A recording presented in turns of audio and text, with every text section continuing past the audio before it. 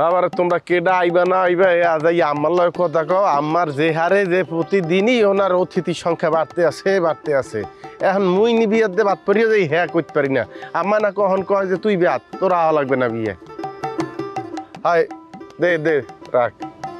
হাবু তুই এখানে কদিহি ওই বাবুরসি কি বলছি কি কয় মন মাংসের এস্টিমেট দিছে কদিহি মধ্যে? বাবুরসি এস্টিমেটটা দিবে কি? হাই আমায় যা শুরু করছে প্রত্যেক দিন ওনার মেহমান সংখ্যা বাড়তে আছে। উনি মনে করে মোর বিয়ে উপলক্ষে একটা ইজতেমা জমাইবে বুঝছেন। আর ওই ইয়া মাংসের খবর মুই করতে পারবো না, সাররা হিসাব করতে আছে কত লাগবে না লাগবে, সাররা করতে পারবে। তো শুনছি 8 মন তো লাগবেই, সবাই আছে না গ্রামের হেরপিন নেই। ওরে বেটা সারেরা মাংসের কি বোঝে? গরুর ব্যবসা করি মুই, গরুর খাম আর মোর কোন সাইজের গরুতে কি পরিমাণ মাংস হইবে হ্যাঁ তো ওই কাঞ্চনের তো ভালো খেয়ে বুঝার কথা না। 8 মন, হ্যাঁ যেইটুকু রাখছি ওই যাইবে আল্লাহ করলে। আরে হন 8 মনের কথা যদি বললে থাকে তাহলে আর একটু বাড়াইয়া দিতে হইবে, কারণ কোনো টান যাতে না পড়ে। ওই কি মোর খামারে ওই 2টা আবাল গরু ওই সাইজেরই আছে, ওই 2টা কাটলে মনে কর নিতান পক্ষে মাংস 9 মন হইবে।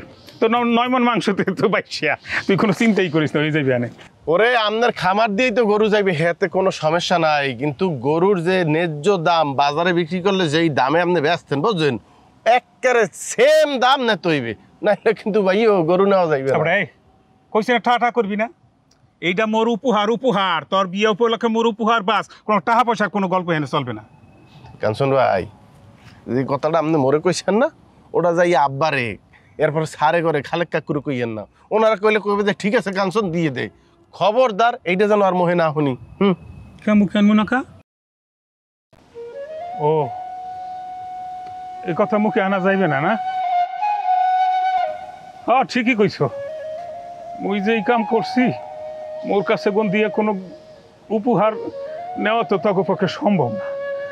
আচ্ছা ঠিক আছে, চাইছিলাম মোর পাপের কিঞ্চিত হইলেও প্রায়শ্চিত্ত করবো এই উপলক্ষে। ওরে বেটা তোর ভাবি বাঁচিয়ে থাকতে তোর ভাবি আর মুই 2জন মিললে বুদ্ধি করছিলাম যে 2টা গরু আলাদা করে রাখছি, তোর বিয়ায় মুই উপহার দিব, সেই সুযোগটা মোরে দিলি না। এই যে আবার শুরু হয়ে গেছে। আচ্ছা ঠিক আছে সমস্যা নাই, আপনার তো গরু দুগ্গা নেওয়া হইবে এবং বাজারে যে দাম হইবে তার তুলনায় আপনার কিছু কম দেওয়া হইবে, এতে আপনিও খুশি হইলেন মোরও লাভ হইলে। কি এইবার রাজি? না রে ভাই লাগবে না, মোর গরু নেওয়া লাগবে না, তোরা বাজার থেকে কিনে নেগা। মোর গরু নিলে আবার তোর কোনো অমঙ্গল হয়। কাঞ্চন ভাই শোনে বাইরে মুই মনে প্রাণে বিশ্বাস করি এই দুনিয়াতে তুই মোর সব। মাসুর মারে হারানোর পর পাগল হয়ে গেছিলাম, পথে পাগল হলে হাঁটতে বেড়াইতাম, ঘুরে বেড়াইতাম। তুই মোরে শক্তি সাহস দিস, আবার ঘুরে দাঁড়ানোর শক্তি তুই মোরে দিস। ওই সেকেন্ড চেয়ারম্যান যখন পতন হইলো মনে আবার একটু বাঁচার স্বাদ জাগছে, স্বাদটা তুই জাগাইছ। এই তুই যদি মোরে আপন করিয়া না নেস, তোর বুকে ঠাই না দেস, মোর আবার পাগল হইতে হইবে, নয়তো মাসুমের মার কাছে চলে যেতে হইবে। ওইসে কান্দাকাটি বন্ধ, বিয়ে বাড়িতে আমার কান্দাকাটি কি? আচ্ছা গরু দুগ্গা আমি আপনার তো টাহা ছাড়াই নিব, কিন্তু মোর উগ্র শর্ত আছে। কি শর্ত পালন করতে পারবেন? মোর মনটা কয় না যে তোর শর্ত মুই পালন করতে পারবো। পারবেন। এই যে মোর বিয়ে হইবে সেখানে মুই সাবেক কাঞ্চনরে চাই, এইরকম দম ধরা এইরকম জুত করিয়ে বইয়ে থাও মান্যা মুরগি নাহান। আমি ওই কাঞ্চনরে যাই যে একটা আসর মাথাইয়া রাখতে, যেই জায়গায় কাঞ্চন গেলে একটা জীবান্যা পরিবেশও জাগ্রত হইয়া যাইতে, মানে নাচ গান একলা সব কিছু করতে হবে, মাথাইয়া রাখতে হবে মোর বিয়ে বাড়ি, যাতে মারজান দেখলেও তপ দেখাইয়া যায় ও কি কাঞ্চন ভাই করে। কি রাজি? কথা তো দিলাম, আনন্দ ফুর্তি তো করতে হইব। মোর বাইর বিয়ে না, মোর বাইর বিয়ে মুই নাচবো না, মুই আনন্দ করবো না, করবে কেটা?